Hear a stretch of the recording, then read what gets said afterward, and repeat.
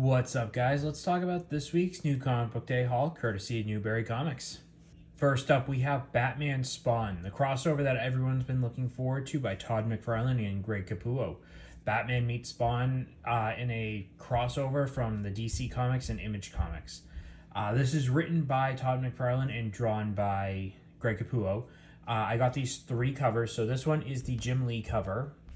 This one is the George Jimenez, I believe. Yep, George Jimenez acetate cover. So it does that. And then I also got the blank cover, which I started doing after the last Boston Comic Con because I got a couple of books drawn on, and I felt like this would be a great one to get a commission on.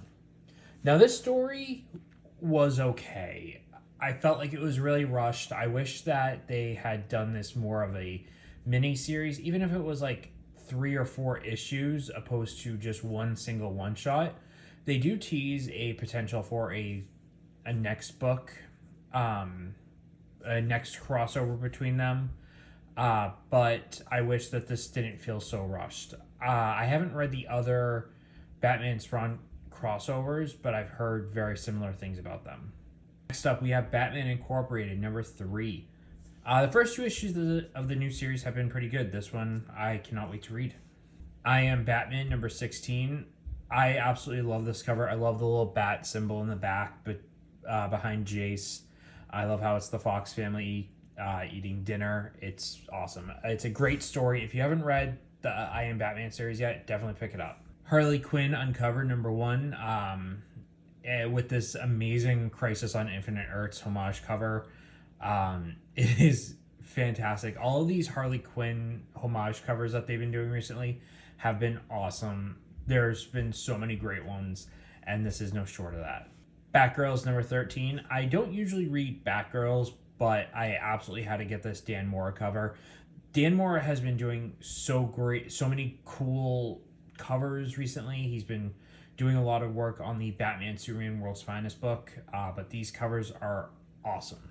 Dark Crisis Big Bang number 1. This is basically a gigantic battle book between the Flash and the Anti-Monitor and several other heroes spanning across so many multiverses. It is awesome. I love this cover. I love how it's Jack from the original Batman 89 movie and what looks like Justice League Go Wonder Woman, or like something to that effect. This book was awesome. It was a very fun read. There were so many different cool other multiverses that we visited. We learned that the Superman 79 and the Batman 89 universe is the same universe, which is pretty cool. This was a great read. If you're into the Dark Crisis story, definitely pick this one up. Superman Son of Kal-El, number 18, with this awesome Spawn cover.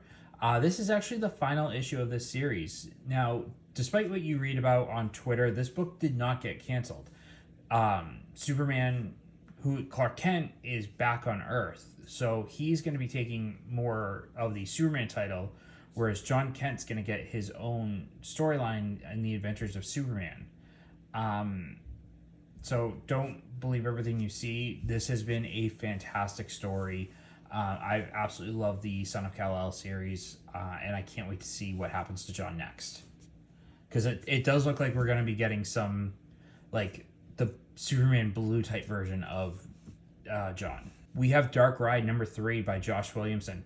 The first 2 issues of this has been crazy. I absolutely love the covers. I wish that the sort of Disney and homage covers weren't like so expensive, because I would totally get them. But this has been a great story.